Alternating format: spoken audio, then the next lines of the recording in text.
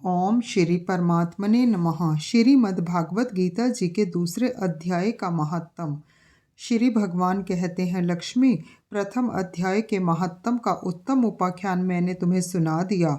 अब अन्य अध्यायों के महात्म श्रवण करो। दक्षिण दिशा में वेद वेता ब्राह्मणों के पुरंदरपुर नामक नगर में श्रीमान देव शर्मा नामक एक विद्वान ब्राह्मण रहते थे। वे अतिथियों के पूजक, स्वाध्याय शील, वेद शास्त्रों के विशेषज्ञ, यज्ञों का अनुष्ठान करने वाले और तपस्वियों के सदा ही प्रिय थे। उन्होंने उत्तम द्रव्यों के द्वारा अग्नि में हवन करके दीर्घ काल तक देवताओं को तृप्त किया, किंतु उन धर्मात्मा ब्राह्मण को कभी सदा रहने वाली शांति न मिली। वे परम कल्याण में तत्व का ज्ञान प्राप्त करने की इच्छा से प्रतिदिन प्रचुर सामग्रियों के द्वारा सत्य संकल्प वाले तपस्वियों की सेवा करने लगे। इस प्रकार शुभ आचरण करते हुए उन्हें बहुत समय बीत गया। तदंतर एक दिन पृथ्वी पर उनके समक्ष एक त्यागी महात्मा प्रकट हुए। वे पूर्ण अनुभवी, आकांक्षा रहित, नासिका के अग्रभाग पर दृष्टि रखने वाले तथा शांत चित्त थे। निरंतर परमात्मा के चिंतन में संलग्न हो वे सदा आनंद विभोर रहते थे।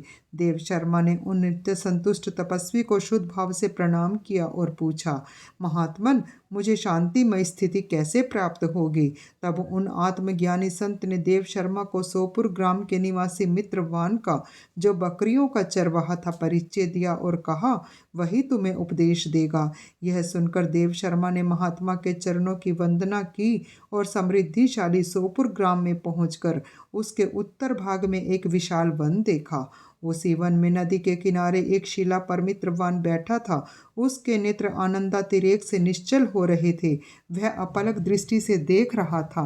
वह स्थान आपस का स्वाभाविक वैर छोड़कर एकत्रित हुए परस्पर विरोधी जंतुओं से घिरा था। वहां उद्यान में मंद मंद वायु चल रही थी।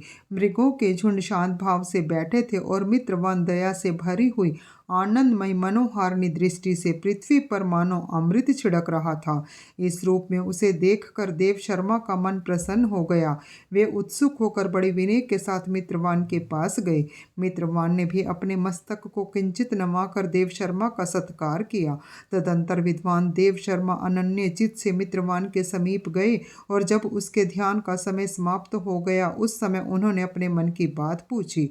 महाभाग, मैं आत्मा का ज्ञान प्राप्त करना चाहता हूँ। मेरे इस मनोरथ की पूर्ति के लिए मुझे किसी ऐसे उपाय का उपदेश कीजिए जिसके द्वारा सिद्धि प्राप्त हो चुकी हो।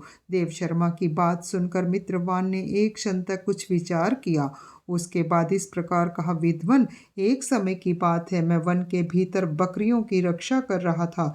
इतने में ही एक भयंकर व्याघ्र पर मेरी दृष्टि पड़ी, जो मानो सबको ग्रस लेना चाहता था। मैं मृत्यु से डरता था, इसलिए व्याघ्र को आते देख बकरियों के झुंड को आगे करके वहां से भाग चला, किंतु एक बकरी तुरंत ही सारा भय छोड़कर नदी के किनारे उस बाघ के पास बेरोक टोक चली गई। फिर तो व्याघ्र भी द्वेष छोड़कर चुपचाप खड़ा हो गया। उसे इस अवस्था में देखकर बकरी बोली, व्याघ्र, तुम्हें तो अभिष्ट भोजन प्राप्त हुआ है। मेरे शरीर से मांस निकालकर प्रेम पूर्वक खाओ ना। तुम इतनी देर से खड़े क्यों हो? तुम्हारे मन में मुझे खाने का विचार क्यों नहीं हो रहा है? व्याघ्र बोला, बकरी, इस स्थान पर आते ही मेरे मन से द्वेष का भाव निकल गया। भूख प्यास भी मिट गई, इसीलिए पास आने पर भी अब मैं तुझे खाना नहीं चाहता।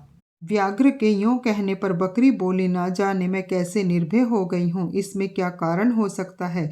यदि तुम जानते हो तो बताओ। यह सुनकर व्याघ्र ने कहा, मैं भी नहीं जानता। चलो सामने खड़े हुए इन महापुरुष से पूछे। ऐसा निश्चय करके वे दोनों वहां से चल दिए। उन दोनों के स्वभाव में यह विचित्र परिवर्तन देख कर मैं बहुत विस्मय में पड़ा था। इतने में ही उन्होंने मुझसे ही आकर प्रश्न किया। वहां वृक्ष की शाखा पर एक वानर राज था। उन दोनों के साथ मैंने भी वानर राज से पूछा। विप्रवर, मेरे पूछने पर वानर राज ने आदर पूर्वक कहा, अजापाल, सुनो, इस विषय में मैं तुम्हें प्राचीन वृतांत सुनाता हूँ। यह सामने वन के भीतर जो बहुत बड़ा मंदिर है, उसकी ओर देखो। इसमें ब्रह्मा जी का स्थापित किया हुआ एक शिवलिंग है।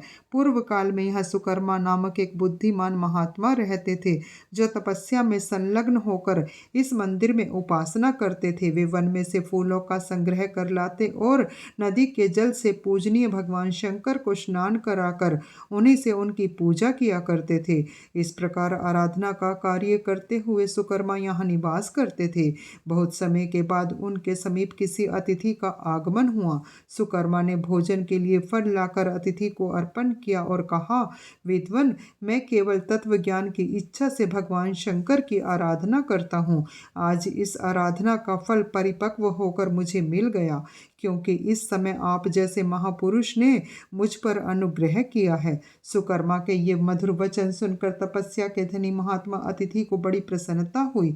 उन्होंने एक शिलाखंड पर गीता का दूसरा अध्याय लिख दिया और ब्राह्मण को उसके पाठ एवं अभ्यास के लिए आज्ञा देते हुए कहा, ब्राह्मण, इससे तुम्हारा आत्मज्ञान संबंधी मनोरथ अपने आप सफल हो जाएगा।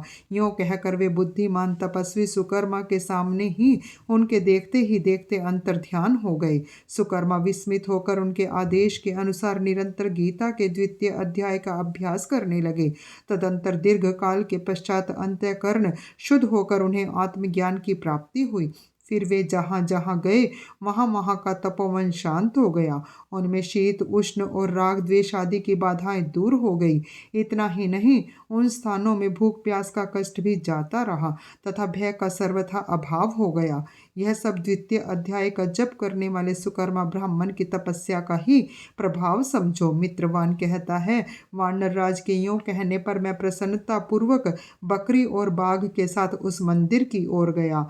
वहां जाकर शिलाखंड पर लिखे हुए गीता के द्वितीय अध्याय को मैंने देखा और पढ़ा। उसी की आवृत्ति करने से मैंने तपस्या का पार पा लिया है।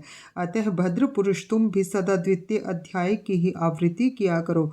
ऐसा करने पर मुक्ति तुमसे दूर नहीं रहेगी। श्री भगवान कहते हैं, प्रिय मित्रवान के इस प्रकार आदेश देने पर देव शर्मा ने उसका पूजन किया और उसे प्रणाम करके पुरंदरपुर की राह ली। वहाँ किसी देवालय में पूर्वोक्त आत्मज्ञानी महात्मा को पाकर उन्होंने यह सारा वृतांत निवेदन किया और सबसे पहले उन्हीं से द्वितीय अध्याय को पढ़ा। उनसे उपदेश पाकर शुद्ध अंतःकरण वाले देव शर्मा प्रतिदिन बड़ी श्रद्धा के साथ द्वितीय अध्याय का पाठ करने लगे। तब से उन्होंने अनवद्य प्रशंसा के योग्य परम पद को प्राप्त कर लिया। लक्ष्मी, यह द्वितीय अध्याय का उपाख्यान कहा गया। जय श्री कृष्ण।